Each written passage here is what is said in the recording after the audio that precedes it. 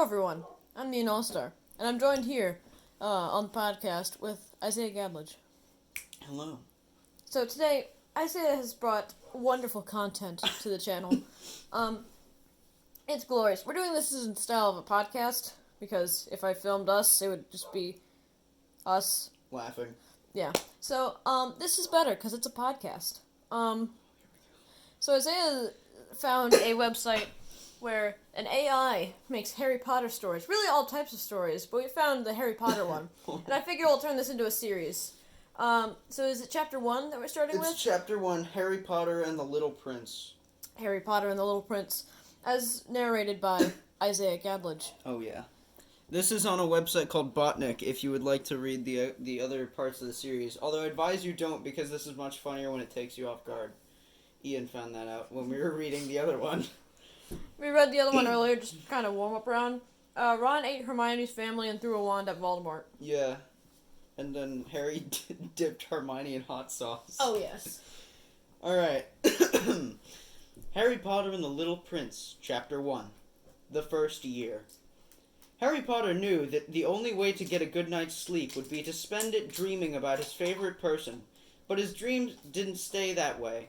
In truth, the only way for Harry to get the dreamy quality that he needed was to get very drunk. After all, drinking was only really useful if you knew that the other person was going to be able to see you when you opened your mouth. It's the night before the first day, he groaned at his reflection on the bed.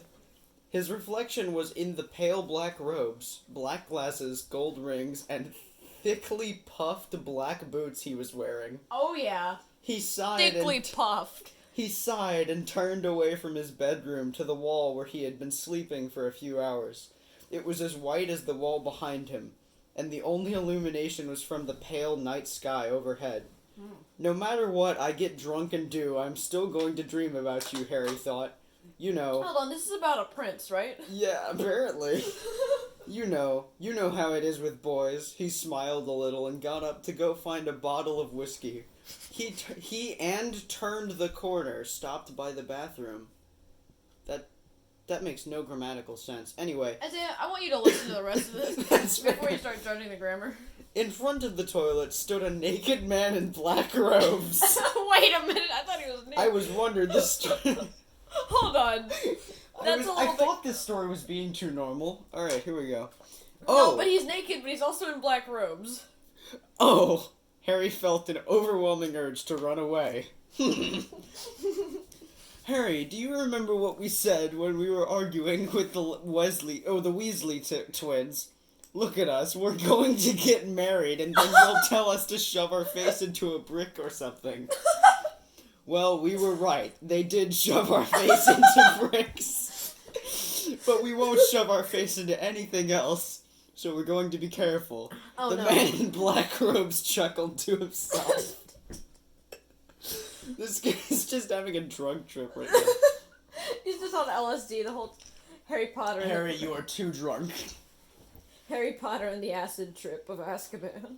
Harry stared at the man in the robe in disbelief. Headmaster, do you know where I'm going? Wait, headmaster or hen? Head. Dumbledore's just chilling there. With no clothes and clothes on. His clothes and not no clothes. Harry clothes in nothingness. The Emperor's new clothes. Harry was surprised to see that the headmaster was wearing his normal robes, but he knew he was not the only one. He had seen the headmaster wearing his robes before, but he had never seen him in his usual attire. Harry wondered if the headmaster was the headmaster. Dang, bro. This is getting existential. Oh, I lost my place. Oh, he wondered if he had been a little too friendly with the headmaster earlier. Excuse me, headmaster, but would you mind explaining how you ended up here? I am sorry, but I had to go get Harry Potter and the boy who lived. The headmaster replied. Because they're two separate people. Yeah. He looked very tired, but it did not matter. Harry was surprised to see that the headmaster had a boy in his arms, and the boy looked at him with his eyes open wide. Please, headmaster, Harry said. I can't believe it. The headmaster looked at the boy in his arms. And he looked very confused. "Who are you?" said the headmaster. Who are you? The young boy looked up at the headmaster, his green eyes bright and blue hair unruly. "I'm a Gryffindor, remember?" he replied. Wait, "Yes, you're going to a hold on. Gryffindor Is camp." Wait, is this like a kid or is this a baby in his It's a arms? boy, I don't know. He just got a He grown literally ass just man. says a young He boy. just got a grown ass man in his arms. Who are you? "I'm a Gryffindor, remember?" "Yes, you are going to a Gryffindor camp. You are going to have a few adventures and maybe do a lot of fun. But first you have to find out what's inside Hogwarts." The headmaster grinned. "Now off you go." The boy in gray robes disappeared. What? Man just goes and disappears forever. I hope that made it onto the recording. It probably did. I hope so. Oh, I scrolled down too far. Hang on. Harry thought to himself, "What the hell is going on?" Harry was still shaken up when the headmaster spoke again. "Now then, yes, Harry, you are the boy who lived. I am sorry you will not be joining us in the afterlife." Oh my god! "I'm very sorry, Harry." Next entire line is just one sentence. Harry was very afraid. "I'm not a Death Eater, headmaster. I am a man who is trying to save people from their lives.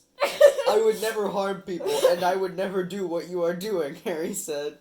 "I know this is very difficult for you," the headmaster said, "but I have to ask you something, Harry. Do you know how to use magic?" Harry's face was very red. He knew he wasn't supposed to answer the question, but he knew that he couldn't deny that he did. "I am not a wizard, headmaster. I can neither fly nor do things. I am a human." For some reason, human is capitalized. The headmaster smiled. "Well, we won't know until tomorrow." Harry looked really frightened. Harry took out a scroll from his robes and said, "In short, can't do any of that shit unless you have magic training. I can't give you a wand either." "Oh, I know, Harry," the headmaster laughed. "It's just a little too dangerous to do that." Harry felt his Take this. Harry felt his chest tighten in embarrassment. The headmaster laughed again and again. And so began Harry's first year at Hogwarts, and the year of him being killed. That's the end of chapter 1. Alright, ladies and gentlemen, that is chapter 1. Thank you, Isaiah, for reading. Wow.